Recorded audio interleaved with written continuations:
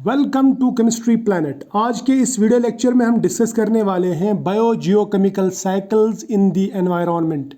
ये बहुत ही important topic है और ये बायो जियोकेमिकल साइकिल्स भी बहुत ही इम्पॉर्टेंट है। इनको हम वन बाय वन डिस्कस करेंगे, लेकिन इससे पहले हम ये देखेंगे कि ये बायो जियोकेमिकल साइकिल्स आखिर हैं क्या।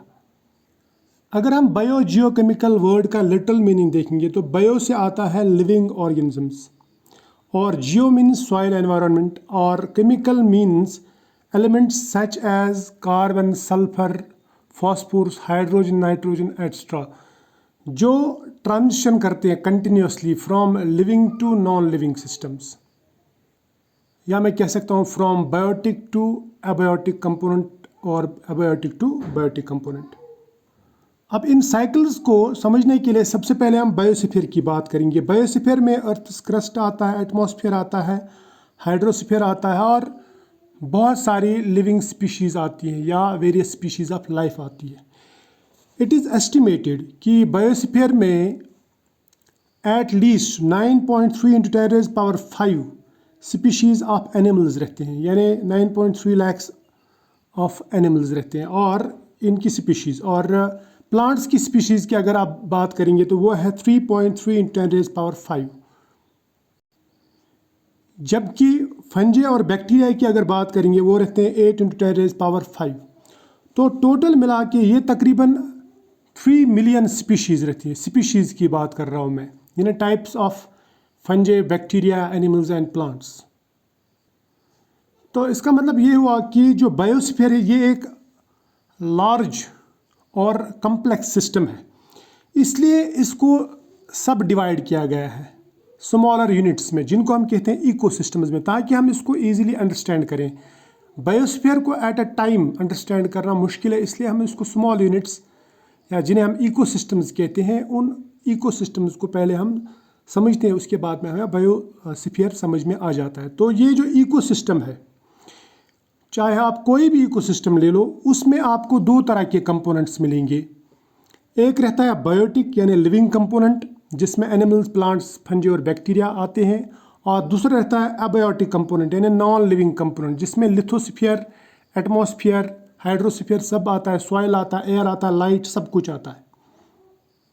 यानी जो भी नॉन लिविंग थिंग एनवायरनमेंट में है और इंटरेक्ट करती है विद एनिमल्स, प्लांट्स या फिर फंजे एंड बैक्टीरिया, उसको हम कहते हैं abiotic component of an ecosystem.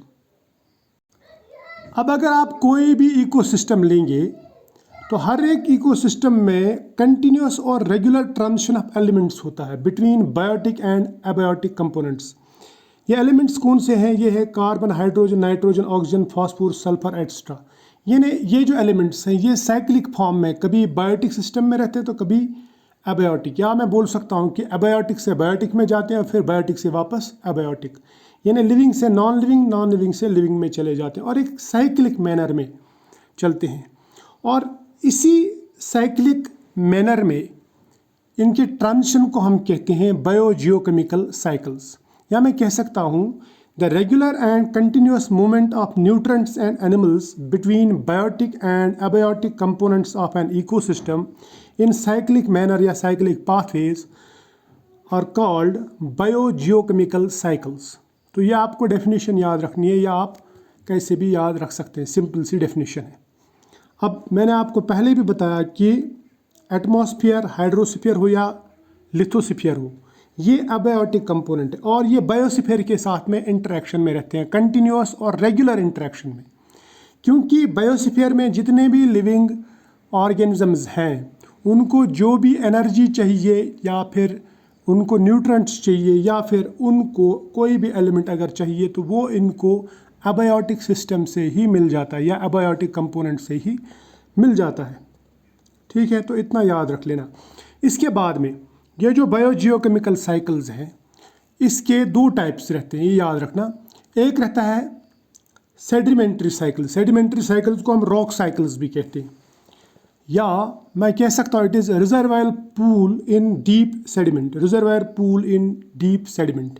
इसमें आपको सल्फर, फॉस्फोरस एट्सट्रा के साइकिल्स आते हैं।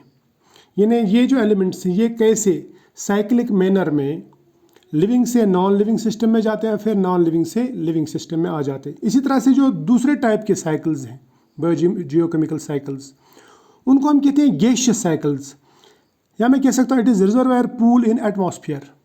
इसमें biogeochemical cycle of oxygen, carbon, hydrogen और नाइट्रोजन आता है, या मैं बोल सकता हूँ ऑक्सीजन, कार्बन, हाइड्रोजन, नाइट्रोजन के जो साइकिल्स एक्स्ट्रा हैं वो आते हैं gaseous cycles of biogeochemical cycles में। ठीक है, अब चाहे कोई भी साइकिल हो, चाहे वो सेडिमेंट्री साइकिल हो या फिर गैसियस साइकिल्स हो, तो बोथ साइकिल्स को चलाने के लिए एनर्जी की ज़रूरत रहती है।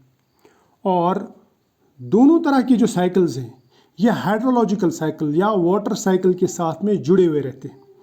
तो अब आपको थोड़ा बहुत समझ में आया होगा कि बायोजियोकेमिकल साइकिल्स हैं क्या, यानी किस तरह से साइक्लिक मैनर में एलिमेंट्स नॉन लिविंग से लिविंग में जाते हैं और लिविंग से नॉन लिविंग में जाते हैं, या मैं बोल सकता हूँ एटमॉस्फेयर, हाइड्रोस्फीयर और लिथोस्फीयर से कैसे चीज़ें एनिमल्स, प्लांट्स और फंजे, बैक्टीरिया में जाते हैं और फिर वापस कैसे इन सिस्टम्स में आ जाते हैं। तो ये हम डिस्कस करने वाले हैं वन बाय वन। तो अपकमिंग लेक्चर्स में हम डिस्कस करेंगे water cycle, oxygen cycle, nitrogen cycle, phosphorus cycle और सल्फर साइकिल एक्स्ट्रा। तो आई होप ये कॉन्सेप्ट आपको थोड़ा बहुत समझ में आया होगा। नहीं आया तो दोबारा इसको रिपीट करके देख लेना, बहुत ईजी कॉन्सेप्ट है, छोटा सा लेक्चर है। तो मिलते हैं नेक्स्ट लेक्चर में, तब तक के लिए बाय।